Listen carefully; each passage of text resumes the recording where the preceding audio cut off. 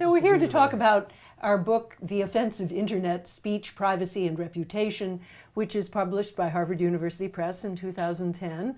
We edited it, and it has a number of distinguished contributors, some from this law school and some from outside. Well, you know, one of the things that troubled me was this incident involving AutoAdmit. There was this website, you remember, that purported to offer advice about law school admissions, but then quickly it degenerated into a pornographic site where named female law students were abused. They were made the heroines of pornographic tales that were false. And then by classmates. By classmates who knew Chicago. them, who knew what they looked like, but not at Chicago. But no one could find out where these people were. And then there were even instructions how to get this onto the first page of Google under the woman's name.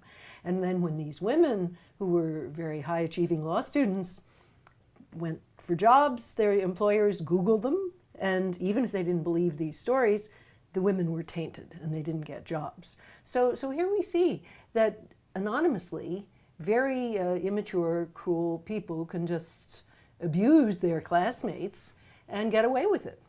You know, one of the things we used to think was that, well, truth will catch up with false or fiction. And so you like to think that eventually there'll be a lot of publicity and these women might even do better in the job market than they would have done otherwise. Now, that didn't happen. I guess you could say that doesn't prove much. It's just one case. But I think the more you read these cases, the more you realize that when the offensive person is good at it, it's very, very hard for the truth to catch up. So, you know, writing on a wall, whether it's a bathroom wall or writing on an internet blog, you know, Jack is an idiot. You know, that's not worth very much. You know, Jack's a high crime guy. That doesn't accomplish much. But something like, you know, Jack has sex with dogs behind Bartlett Hall. The evidence seems to be from these blogs that that has sufficient specificity that people think, wow, behind Bartlett Hall, did you hear where Jack did this? And the same thing was true of these women on AutoAdmit. There was a kind of specificity to the disgust that made it seem true to a fair number of readers. One of my favorite parts of the book is how it starts. I have to confess it's an introduction the two of us wrote. But I think it introduces the reader to both the importance of the book and to a lens with which to view the book. Namely by saying, you know, think of the internet and compare it to the old-fashioned village. You know, in the village, you could say bad things, but we knew who was saying them, and we knew who you were defaming, and they were village elders that tried to vouch for who was reliable and who was not.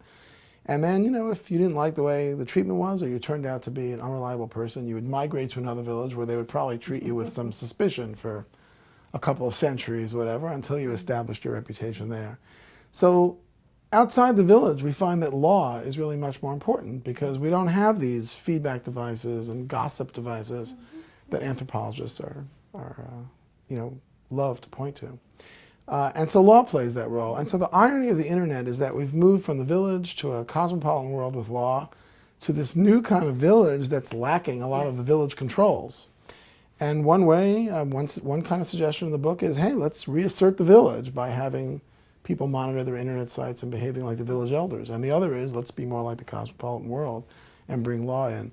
But getting people to think about the internet as a place where action is happening and law has a role, I think is one of the important things this book does. And it needs to be done from these different viewpoints, to have legal scholars whose work focuses on privacy, some who focus on civil rights, some who focus on women, some who focus on economic issues. And so that's what I think is groundbreaking about the book, is that it had all these different perspectives brought to bear on that one question. So what kind of place is this, and what kind of place do we want it to be?